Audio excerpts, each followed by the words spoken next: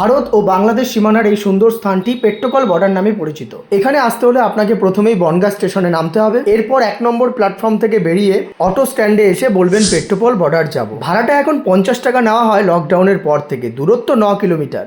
অটোতে বসে প্রাকৃতিক দৃশ্য দেখার সাথে সাথে ঠান্ডা হাওয়া উপভোগ করবেন এবং কখন যে 3টে ব্রিজ পার করে ফেলবেন টেরই পাবেন না। ঘড়িতে সকাল 10টা বাজার সাথে সাথে আমরা পৌঁছে গেলাম বর্ডারের সামনে। এসে দেখি এখানে অনেক মানুষ আমাদের মতো ভিড় করেছেন সুন্দর প্যারেড দেখার জন্য। কিন্তু তার আগে আপনাদেরকে বলে রাখি 1947 সালে 15ই আগস্ট স্বাধীন ভারতের তৎকালীন প্রধানমন্ত্রী পণ্ডিত জওহরলাল নেহেরু সকাল 8:30টার সময় দিল্লির লালকেল্লাতে ভারতের জাতীয় প্রতীক হিসাবে জাতীয় পতাকা উত্তোলন করেছিলেন এবং সেই একই সময়ে এই বর্ডারেও জাতীয় পতাকা উত্তোলিত হয় এবং পরে প্যারেডের উৎসব অনুষ্ঠিত হয়। যেহেতু আমরা দেরি করে পৌঁছেছি তাই দর্শক বন্ধুরা আপনাদেরকে প্যারেডের দৃশ্যটি দেখাতে পারলাম না। বর্ডারের একদম নিকটেই বিএসএফ এর ক্যাম্প আছে এবং সেখানে একটা ছোট্ট মনসা দেবীর মন্দির আছে। সেখানে অনেক মানুষ রিলস করছে এবং ছবি তুলছে। আর এখানে দেখতে পাচ্ছ কাঁটাতারের বেড়া, ওই পাশটাতে বাংলাদেশ।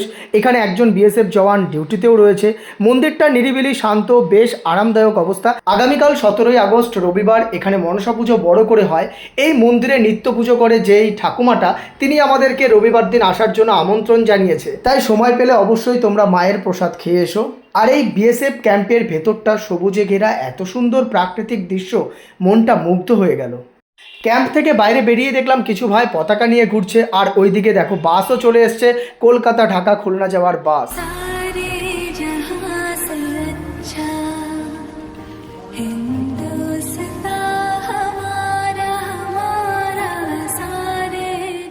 এটি হলো নতুন ইমিগ্রেশন সেন্টার। এখানে ঢুকতে গেলে আমাকে বাংলাদেশে যেতে হবে। যেহেতু আমার কাছে পাসপোর্ট নেই তাই আমি দেখতে পাচ্ছি না। তবে বাইরেটা কিন্তু দারুণ লাগছে, অনেকটা এয়ারপোর্টের মতো। তোমাদের কি মতামত অবশ্যই কমেন্টে জানাবে। আমি আর বেশি কথা বলবো না, তোমরা একটু দেখো।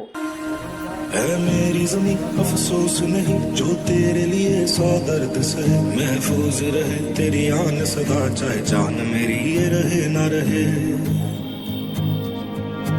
मेरी ज़मीं महबूब मेरी नस नस में तेरा इश्क बहे फीका ना पड़े कभी रंग तेरा। এখানে যদি শনিবার ও মঙ্গলবার কেউ আসেন তাহলে প্যারেড দেখতে পারবেন। এই জায়গাটা কিন্তু মনেই হচ্ছে না যে বর্ডারে আছি, মনে হচ্ছে যেন একটা এয়ারপোর্টে চলে এসেছি। খুব ভালো লাগছে, কিন্তু এই অবধি আমাদের এর বেশি আর ভেতরে ঢুকতে দেবে না আমাদেরকে। সিকিউরিটি গার্ড আছে এখানে প্রচণ্ড।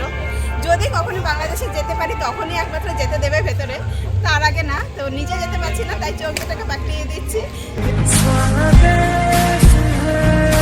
ফেরার পথে আপনারা অ্যাভেলেবেল অটো পেয়ে যাবেন। এখানে একজন কাকু 15ই আগস্ট উপলক্ষে কেক, বিস্কুট, লজেন্স দিচ্ছিল। আমাদের খিদেও পেয়েছে, এবার একটা রেস্টুরেন্টে বসে বিরিয়ানি খেয়ে ফেললাম। পেট ভর্তি করে স্টেশনে রওনা দিলাম। এমন সময়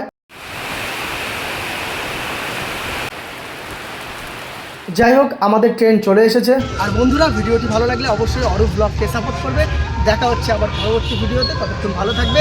হ্যাপি ইন্ডিপেন্ডেন্স ডে।